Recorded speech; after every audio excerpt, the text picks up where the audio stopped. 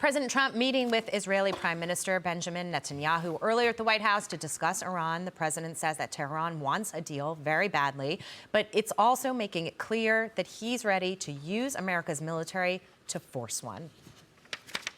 We have a massive flotilla right now going over to Iran. We'll see what happens. I think they want to make a deal. I think they'd be foolish if they didn't. We took out their nuclear power last time, and we'll have to see if we take out more this time. I'd rather make a deal. It's got to be a good deal. No nuclear weapons, no missiles, no this, no that, all the different things that you want.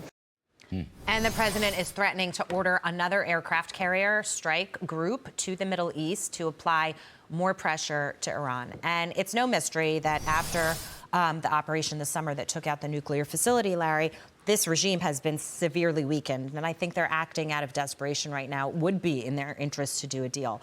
But a lot of people say you can't trust them to do any kind of credible deal. So I think the president is going this route to explore it, to see what happens, but he's still got his options on the table. And I would just say this. I read an article last night. This was in the New York Post, citing sources on the ground in Iran. And the title is Iranian Regime Executing Wounded Protesters in Hospital Beds as brutal retribution continues every day. So to me, he had kind of drawn a red line on this, saying, if you keep killing people, this is not going to be good for you. And I just wonder where it goes. And Israel is a large part of this. Yes, well, I just, I listened intently. I asked the question, and you heard part of the answer. And he was quite serious. I was looking at his face. I mean, he would rather have a deal, I guess. I just, don't believe anything Iran ever says. And they're killer cutthroats. I mean, the mullahs are awful. The economy's collapsed. The currency's collapsed. But they've killed a lot of people. Yeah. I mean, your point of this story about killing people in the hospital is just sick. We had, General Keane on. Jack Keane said they'd killed 30,000 people, which is a lot bigger than anything that was reported. That's right, massively. And I've heard that number, 30,000, from some other national security types. So I don't know. Look, the president knows what he's doing here. He's operating with the best intelligence. He has terrific Joint Chiefs of Staff. He has Rubio. He has Hegseth. It's going to be what it'll be. I just can't imagine ever believing anything they say. That's the thing. Then where do you go from here? If you're operating from a standpoint in a negotiation, in a deal where you can never believe or trust the other side, what does the end point look like?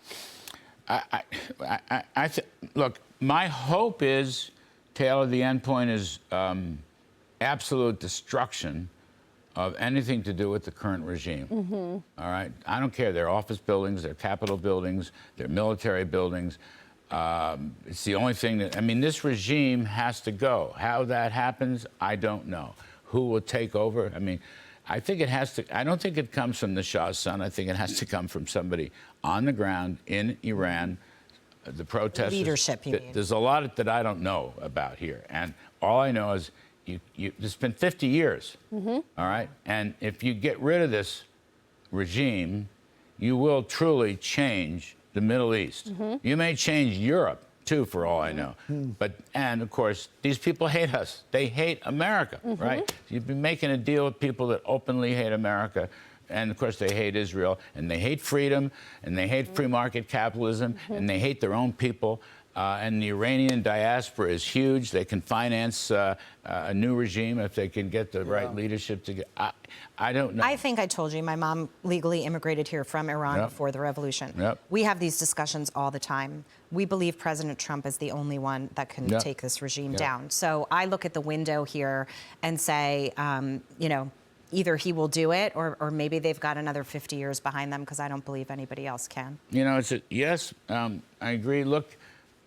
The whole history, they lie, cheat, and steal. They never let anybody in to authenticate. They never let inspectors in with the nuclear weapons. We had this whole UN thing going on, and and the UN people, believe it or not, turned against Iran. Even European countries have coddled Iran. They're doing business with Iran, and they're not doing business with Israel. That's pathetic right there. But that's Europe. I'm just saying, you can't trust them, you can't believe them. But the president is saying this. maybe he's stalling for time to build up more resources.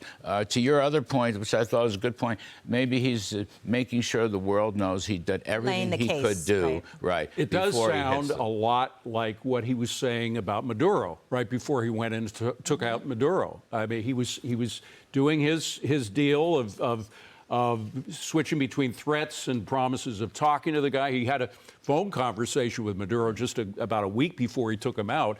The difference, though, and Jackie, I'm sure you've heard a lot of stories from your mother about this, is that these people have a fanaticism, a jihadist fanaticism that you didn't have to worry about in Venezuela. Maduro had virtually no support. He was just one of the mafia dons and one of the lesser mafia dons. So it was easier, certainly, to take him out. Here you have, I don't know what it would be, 5 to 10% of the population, which is still about 5 to 10 million people who are fanatically jihadists and who will fight to the death in order to prove their point. My mom would say that I never really understood it until I lived there and I saw that these people really drink the Kool-Aid. I saw it with my own eyes and I said, wow, this is going to be impossible to disband. Brian? The problem, I'm sorry. No. I was just going to add, this is what Jack Keane said.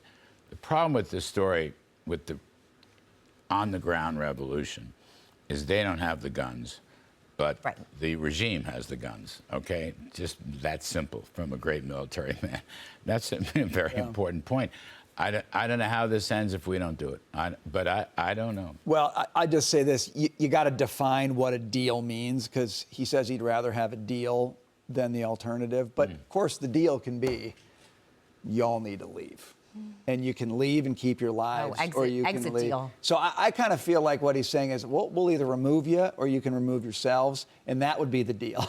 But it is, yes, okay. And there was rumors about the Mullah the head Mullah going to Moscow. Yeah. But it's a military state. The military runs that place. I mean, the mullahs give this patina religious with hardly. I think the y'all is all of that. I think it's the mullahs and the top generals. It's the it's the PRG and the secret police and the killing people in the hospitals. And, oh my God! In the name of God, go. That's not smart enough. All right. Well, see, the president always has a method to his madness.